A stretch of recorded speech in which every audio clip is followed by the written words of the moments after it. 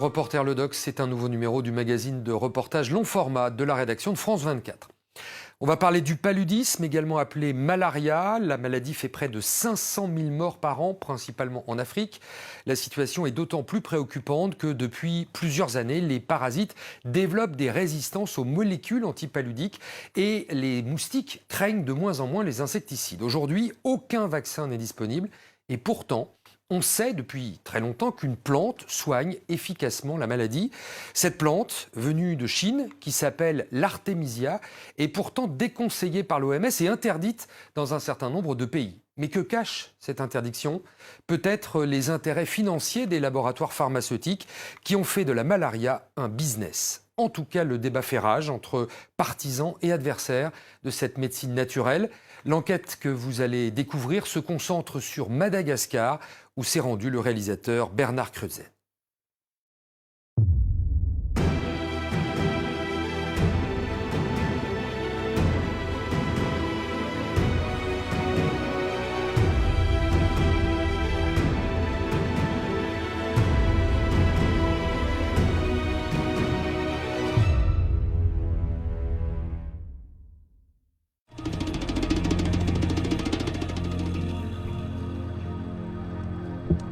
Ceci est un champ d'Artémisia annua. C'est aussi un champ de bataille où se déroule l'un des ultimes combats contre la malaria. La maladie fait chaque année 500 000 victimes, en majorité des enfants. Nous sommes à Madagascar. Ces paysans récoltent l'Artémisia annua, une armoise originaire de Chine. Certains voient dans l'Artémisia une plante dangereuse. Elle est d'ailleurs interdite en France et en Belgique. Pourtant, elle n'est pas toxique et ce n'est pas une drogue. L'artémisia n'est dangereuse que pour ceux qui font de la malaria un business.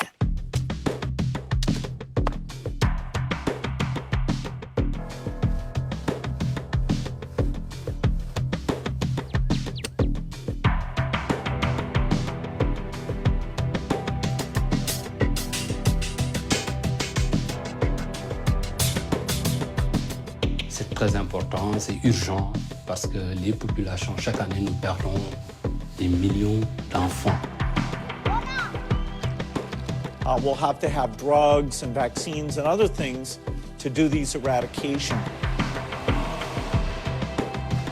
C'est des histoires de pouvoir et d'argent et de territoire, et c'est toujours ça. Ce qui se passe aujourd'hui est véritablement terrifiant. La solution est sous nos pieds. Cette plante est interdite en France. There are so many other anti-malarial compounds in the plant. Un grand dépôt pharmaceutique m'a dit, mais là, monsieur, vous êtes en train de piétiner sur nos business.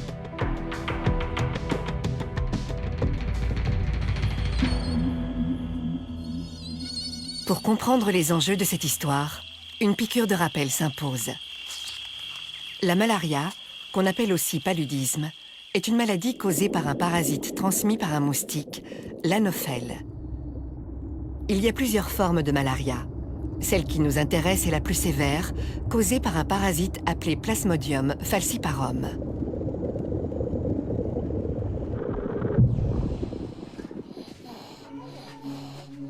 La maladie se manifeste par des fièvres violentes et des sueurs qui peuvent dégénérer en coma, à l'issue fatale. Les enfants sont les principales victimes de la malaria. Dans certaines zones très touchées, un enfant sur 5 en meurt. Depuis la nuit des temps, l'homme fait la guerre à la malaria sur 2 fronts, la lutte contre le parasite et la lutte contre le moustique. Pour combattre l'anophèle, on a surtout utilisé des insecticides, comme le DDT, qui a débarrassé les pays industrialisés de la maladie. En 1964, il n'y a plus de malaria en Europe. Les hommes se protègent aussi des piqûres en se réfugiant sous des moustiquaires. Depuis la fin des années 80, certaines sont imprégnées d'insecticides à effet longue durée. Recommandées par l'Organisation mondiale de la santé, l'OMS, elles sont souvent distribuées gratuitement. Parallèlement à la lutte contre le moustique, s'est organisée la lutte contre le parasite. L'écorce d'un arbre offre la première substance naturelle anti-malaria, la quinine. La quinine est plus tard isolée, synthétisée et commercialisée sous l'appellation de chloroquine. Autour de la malaria, le business commence.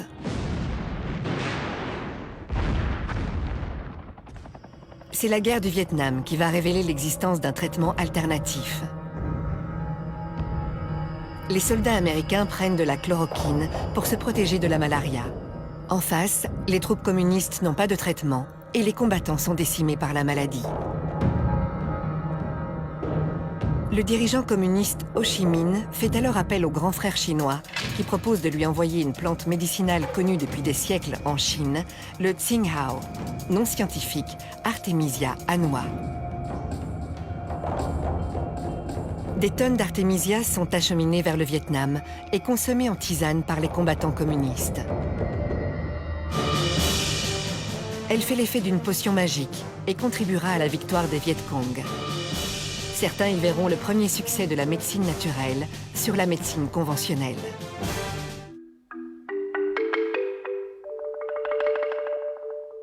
Les Chinois lancent le projet 523, une vaste recherche qui vise à isoler les principes actifs des plantes médicinales, dont l'artémisia. Étrangement, les Occidentaux ne vont pas s'intéresser à cette plante. L'Organisation mondiale de la santé continue à recommander la chloroquine et autres dérivés. L'OMS estime que la chloroquine a fait reculer la maladie partout dans le monde. Mais son administration massive a aussi généré des résistances. Dans les années 70, on a vu l'émergence de la résistance à la chloroquine en Asie du Sud-Est et peu de temps après, on a vu l'émergence de la résistance en Amérique du Sud. Cette résistance a commencé à s'étendre de l'Asie du Sud-Est et elle a atteint l'Afrique à la fin des années 70, début des années 80. Le Colombien Germán Velázquez était directeur à l'OMS à cette époque. En ce qui concerne la malaria, la OMS n'a pas pris action vite au moment où on a commencé à avoir la résistance à la chloroquine. Et donc, les produits qui sont venus après à remplacer la chloroquine ont arrivé parfois très tard. Début des années 80, la malaria recommence à tuer en masse. Cette situation catastrophique va précipiter le retour en grâce de l'Artemisia annua. Le projet 523 des Chinois a abouti à l'isolement d'une molécule baptisée artémisinine, censée être l'unique principe actif de l'Artemisia annua. Au début des années 2000, les médicaments chinois à l'artémisinine commencent à circuler en Afrique. Alexandre Poussin est l'un des premiers occidentaux à avoir testé ces médicaments en 2001. Avec sa femme, Alexandre remonte l'Afrique du sud au nord, à pied. On a bel et bien repris la marche et cette fois-ci au fond du rift. Là, nous marchons entre le lac Manyara et le lac Natron. Le couple est au Kenya, quand Alexandre est pris d'une crise de malaria. Quand on a eu notre première crise, j'ai voulu tester sur moi-même ce médicament chinois. Bon, c'était un peu culotté, mais c'est vraiment vrai. Je l'ai fait et en 24 heures, j'allais mieux. En 48 heures, j'étais guéri. J'avais plus de symptômes. Je n'étais pas guéri. Ça, je l'ai su plus tard, mais ça a fonctionné. Ce qu'Alexandre ignore alors, c'est que le médicament chinois à l'artémisinine est très efficace pour détruire en quelques heures la majorité des parasites de la malaria. Mais certains échappent au traitement. Il faut de toute urgence le combiner avec une autre molécule qui va éliminer les derniers parasites. C'est le début des combinaisons thérapeutiques à base d'artémisinine, les ACT. L'OMS va imposer les ACT à tous les pays où sévit la malaria. Le marché explose, avec pour conséquence une pénurie de la matière première, l'Artemisia annua. Les cultivateurs, principalement asiatiques, ne parviennent pas à suivre. Le prix d'achat de l'Artemisia atteint des sommets en 2005. C'est le moment que choisit une entreprise franco-malgache pour se lancer dans la production d'Artemisia annua à grande échelle. Le business model de l'entreprise est simple. Elle prodigue des conseils aux paysans locaux pour qu'ils commencent à cultiver la plante, en leur promettant de racheter leur production à un prix fixé d'avance.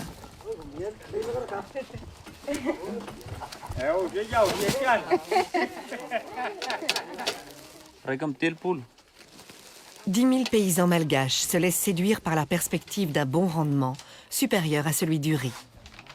En une saison, un cultivateur peut gagner jusqu'à 700 € cash. C'est une aubaine dans ce pays où une grande majorité de paysans disposent de moins d'1 euro par jour. L'odeur de l'artémisia séchée parfume désormais les villages malgaches. Mais il s'agit d'une culture d'exportation pour produire des médicaments, et non pour soigner directement la population de Madagascar avec la plante. Quelques paysannes ont bien compris l'intérêt d'un circuit court. Si on a la malaria, dès qu'on a de la fièvre, on ajoute une petite pincée d'artémisia et on le boit, et la fièvre disparaît. En 2001, Alexandre Poussin accomplit toujours son Africa Trek. On se souvient qu'il avait été soigné par un médicament chinois à l'artémisinine. Soigné, mais pas guéri. Il fait une nouvelle crise de malaria en Éthiopie. J'ai eu le falciparum, le neuropalu, et là on n'avait pas le traitement chinois. J'avais des signes aigus d'un paludisme qui aurait pu m'emporter.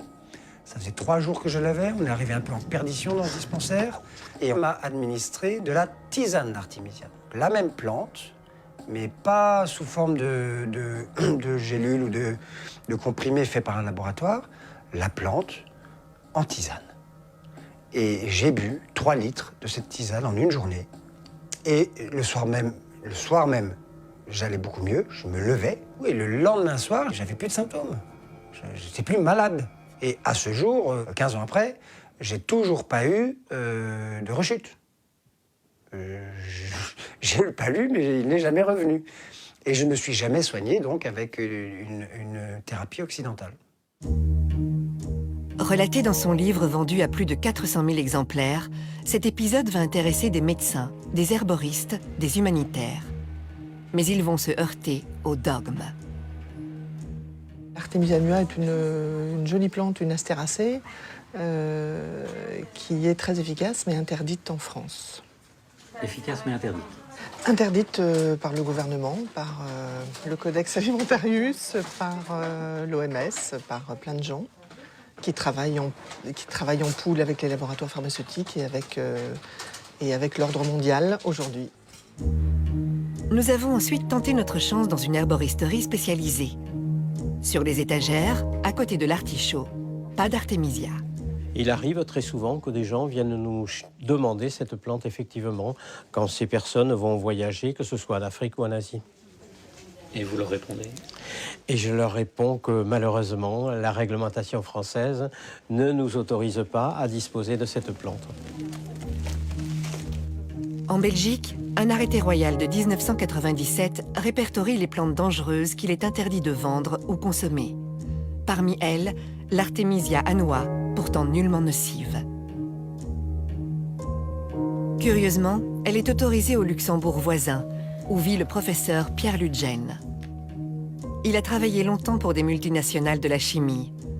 À l'âge de la retraite, il a rejoint une ONG active dans la lutte contre le paludisme. C'est à ce moment-là qu'il a fait connaissance avec l'artémisia et qu'il en a senti tout le potentiel. On a fait des programmes de plantation au Pérou, au Cameroun. On a lancé des bourses avec des Sénégalais et des Péruviens, tout ça financé par notre ministère de la Coopération et par le Fonds national de la Recherche. Très bien, jusqu'au jour où on a eu un choc. Voilà que, on le sait maintenant, les délégués de l'OMS, de Big Pharma et de l'Institut des maladies tropicales d'Anvers ont rendu visite à notre ministère de la Coopération pour lui dire qu'il finançait des activités qui n'étaient pas de son ressort, que les maladies, c'était du ressort des sociétés pharmaceutiques et de Big Pharma. Et il s'est incliné et nous, du jour au lendemain, on nous a coupé tous les fonds. Un brin candide, Pierre Ludgen pense pouvoir convaincre l'OMS de changer d'avis. En 2012, il obtient un rendez-vous au siège de l'organisation à Genève. L'accueil est courtois, sans plus. Un mois plus tard, l'OMS publie sur son site une sévère mise en garde. l'OMS ne recommande pas l'utilisation des extraits d'Artemisia annua sous n'importe quelle forme, y compris la tisane, pour le traitement ou la prévention de la malaria. Pour Pierre Ludgen, c'est un véritable camouflet. Et on a dit non.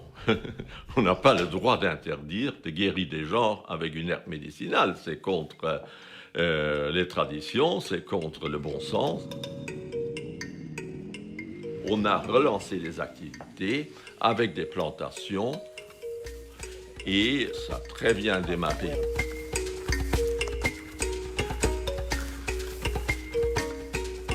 Malgré les réticences de l'OMS, des centaines de chercheurs travaillent aujourd'hui sur l'artémisia en Afrique, mais aussi en Colombie ou au Cambodge.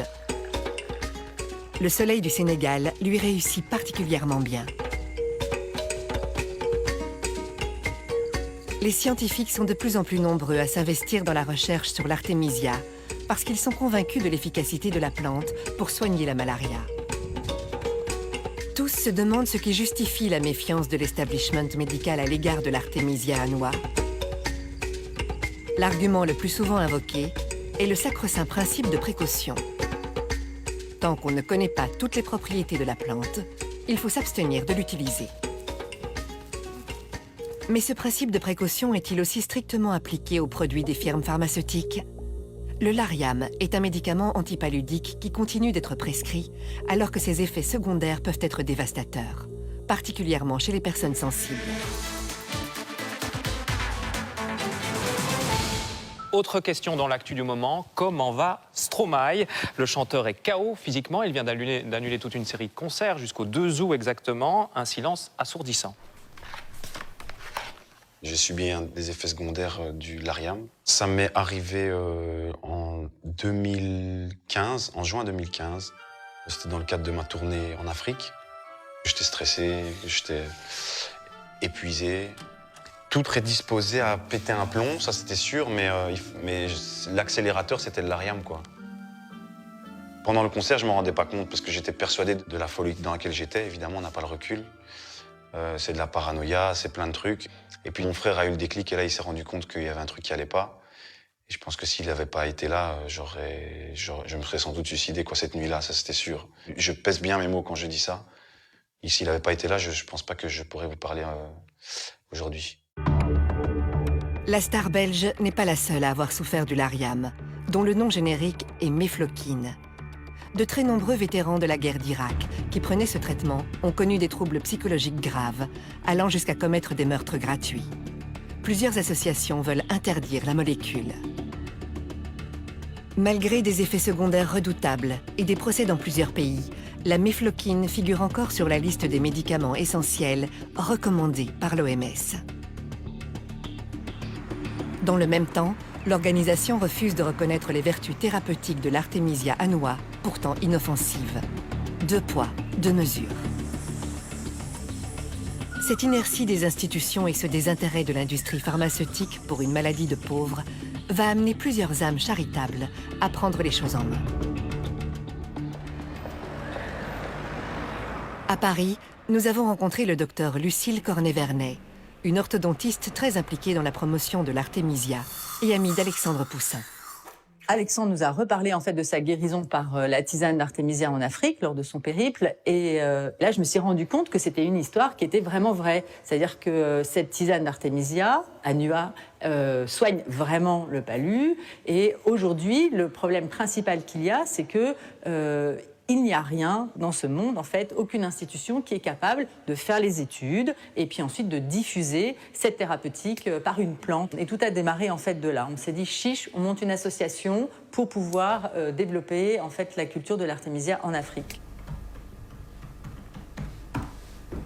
Des dizaines d'associations similaires se créent partout en Europe afin de promouvoir l'artémisia. Ces initiatives sont la cible de critiques parfois virulentes de la part de ceux qui défendent le principe de précaution. En 2012, le célèbre Institut de médecine tropicale d'Anvers prend position contre l'utilisation de l'artémisia annua. On n'est plus au Moyen-Âge. Utiliser des infusions ou des gélules dont la quantité de produits actifs n'est pas connue est, à mon avis, irresponsable. Je n'oserais jamais donner ceci à mon propre enfant, parce que je ne suis pas sûr qu'il va guérir et qu'il pourrait mourir du paludisme, pourquoi est-ce que je devrais le donner à quelqu'un qui vit en Afrique? En Afrique, justement, des chercheurs mènent des études de terrain pour prouver que l'artémisia est efficace et sans danger.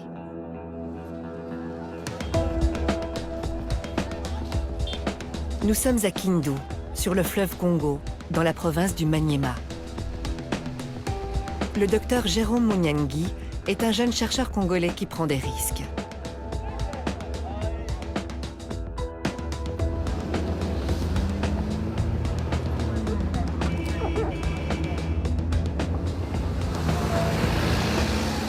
Après 3 heures de piste, le docteur Munyangi est accueilli comme l'enfant prodige dans son village natal. Artémisia! Artémisia!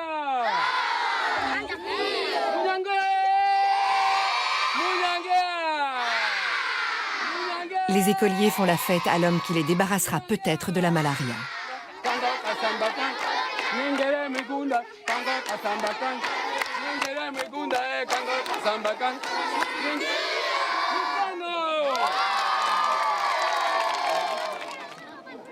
Le parcours du docteur Jérôme Munyangi est emblématique des difficultés rencontrées par les Africains qui défendent une médecine adaptée aux conditions du continent. Mon premier contact avec l'artémisia, suite à une crise de paludisme que je fais à Kinshasa, c'était un paludisme résistant, parce que j'avais déjà pris des antipaludéens, ça ne marchait pas. Et un ami qui travaille déjà avec l'artémisia m'a proposé la plante comme traitement. Je lui ai dit, bon, je n'aime pas les charlatans avec les plantes, qui traitent avec des plantes. Il a insisté beaucoup. Et le 3e jour, je me sentais déjà très bien. Il n'y avait plus de maux de tête, il n'y avait plus de fièvre, ainsi de suite. Et à la fin du traitement, le 7e jour, je suis parti refaire les examens des laboratoires. Tout était vraiment très bien. Je n'avais plus de plasmodium. Et voilà, et c'était mon premier contact avec la plante artémisia. Impressionné par ce résultat, le docteur décide de consacrer la suite de ses études à la plante. Son diplôme de médecine et quelques feuilles d'artémisia sous le bras, il entame une maîtrise S-Sciences à Paris. Après 3 semaines d'analyse, nous étions vraiment très étonnés par le résultat que nous avons observé au laboratoire. Le professeur qui travaillait avec moi était très étonné. Elle a refait les examens elle-même. Je me rappelle encore l'un de mes professeurs qui me dit, voilà, et ça c'est une bombe. Et on ne peut pas que cette bombe puisse sauter dans notre laboratoire parce que juste les subventions des laboratoires proviennent de firmes pharmaceutiques. Et on a arrêté la recherche. On m'a même arraché mon cahier de laboratoire où il y avait des manipulations. Et tous les échantillons d'artémisia que j'avais amenés au laboratoire étaient confisqués. On a amené ça au bureau du directeur des laboratoires.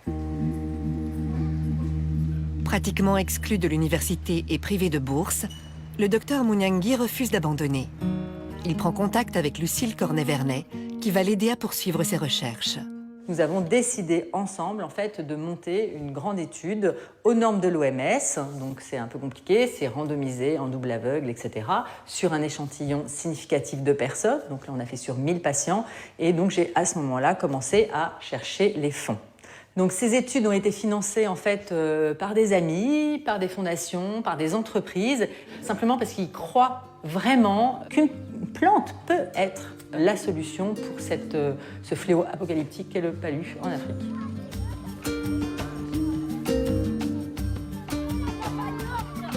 Une fois le financement acquis, le docteur débute l'étude au Maniema.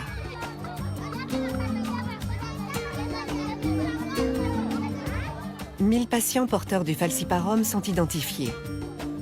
500 prendront de la tisane d'artémisia et un médicament placebo. 500 autres, un médicament ACT et une tisane placebo.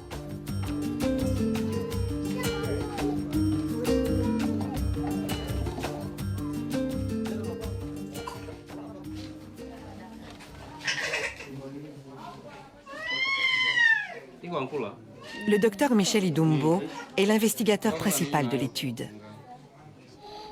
On diagnostique le paludisme, on prélève l'échantillon, donc le sang, avant le traitement, puisque ce sang-là devrait être examiné à un laboratoire du niveau supérieur, là où on peut, donc on peut faire la numération des charges parasitaires. Et à ce moment-là, on mettait de façon aveugle un groupe de malades sous la tisane et un autre groupe de malades sous les ACT. Et nous avons fait 4 mois en train de récolter les données chaque jour. Donc avec les ACT et la tisane, les deux avaient un bon résultat clinique.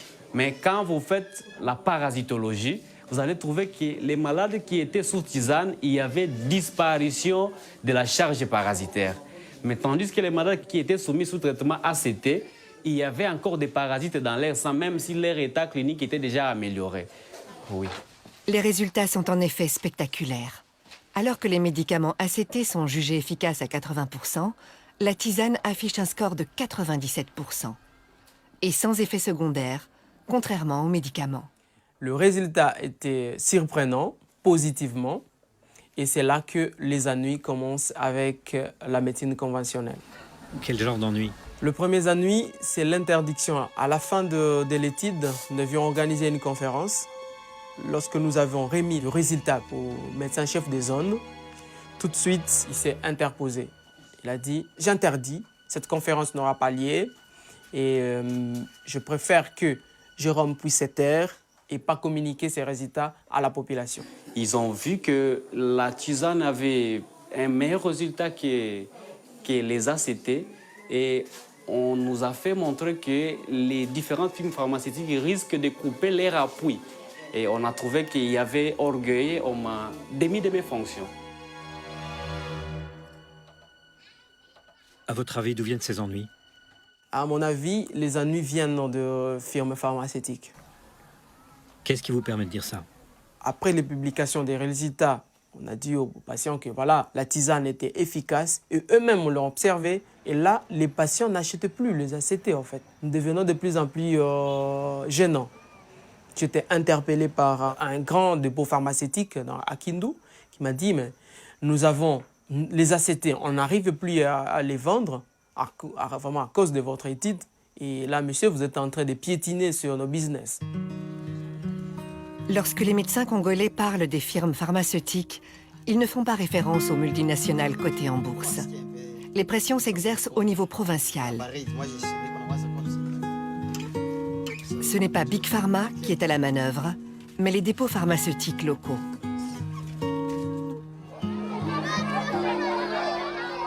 Après l'étude, les villageois adoptent la tisane dont ils ont été les cobayes. J'avais souvent la malaria avant. Mais depuis que j'ai participé à l'étude, je n'ai plus eu la malaria.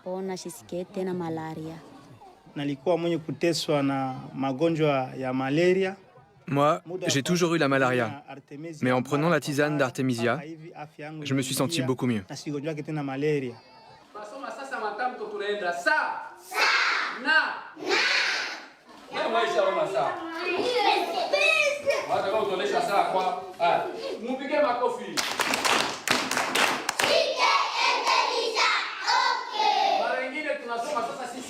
En 2016, à l'école du village, une autre expérience a été menée pendant 6 mois.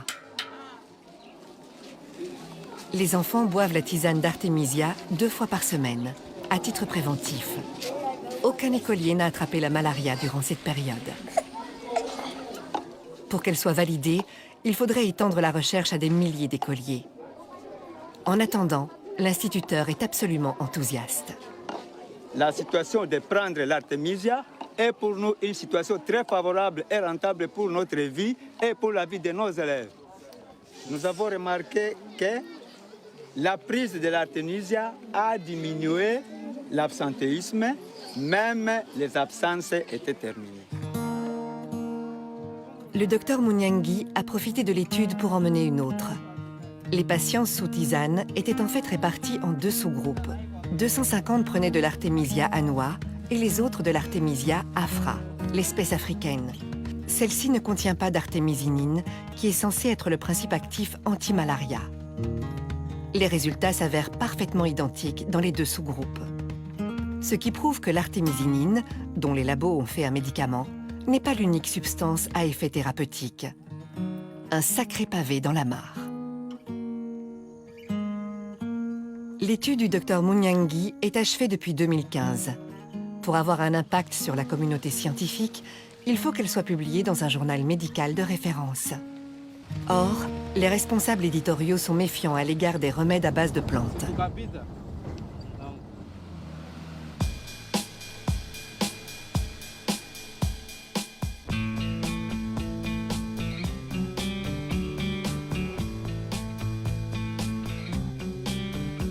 Les Africains ne sont pourtant pas les seuls à révéler les vertus de l'artémisia. Au Worcester Polyclinic Institute, à 1 heure de Boston, nous avons rencontré le professeur Pamela Weathers, qui s'intéresse à l'artémisia annua depuis 25 ans. Au départ, elle n'étudiait que l'artémisinine. Nous avons toujours été intéressés par l'artémisinine et nous étudions encore sa biosynthèse. Mais aujourd'hui, nous savons que l'ensemble de la plante favorise la pénétration de l'artémisinine dans le corps. Et nous avons vu aussi qu'elle contient beaucoup d'autres composants anti-malaria. Et donc, nous adoptons maintenant une approche beaucoup plus holistique. Cette plante est passionnante parce qu'elle contient plus d'un médicament, plus que 2 ou même 3. En fait, elle en contient probablement une dizaine. Nous avons réussi à prouver sur des rongeurs que la plante pouvait combattre la malaria qui résistait à l'artémisinine seule. Cela ouvre des perspectives énormes pour combattre des parasites résistants, mais aussi pour éviter l'émergence de résistance chez les humains.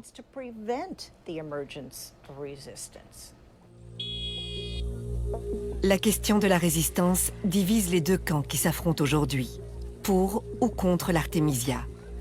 Les sceptiques pensent que l'utilisation de la tisane à grande échelle pourrait générer des résistances, préjudiciables à l'efficacité des médicaments ACT.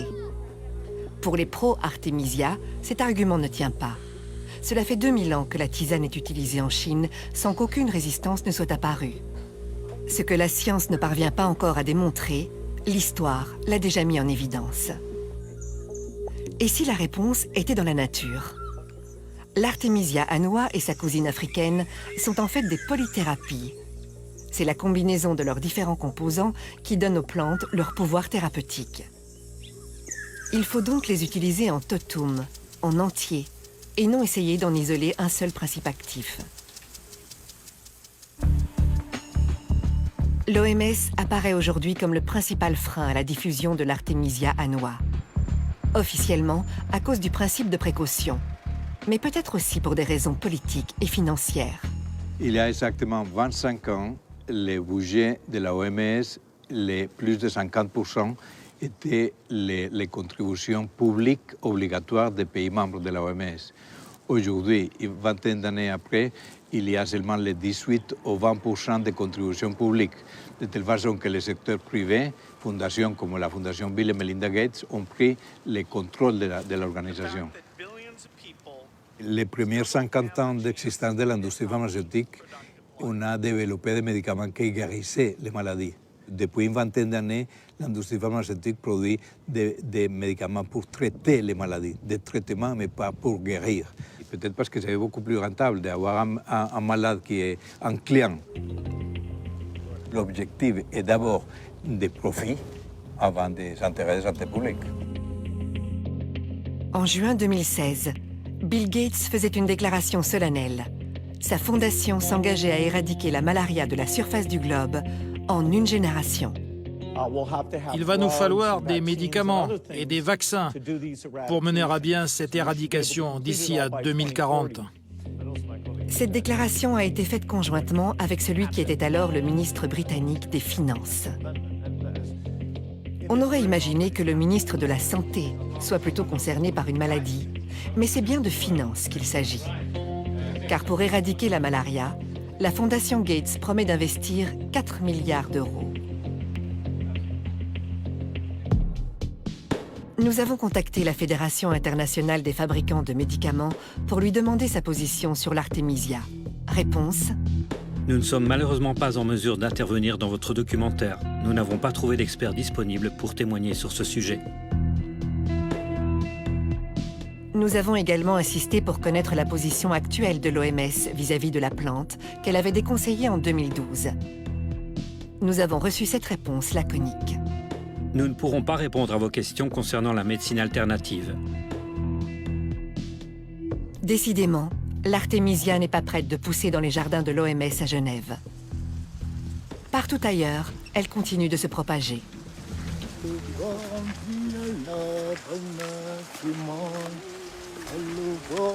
Dans une quarantaine de pays, on produit désormais des extraits de plantes à des fins thérapeutiques.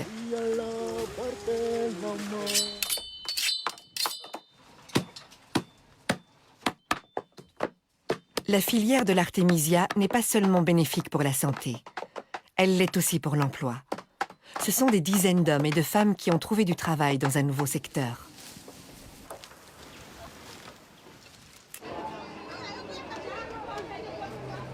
Ce qui fait le succès de l'artémisia, c'est aussi son prix. Environ 5 fois moins cher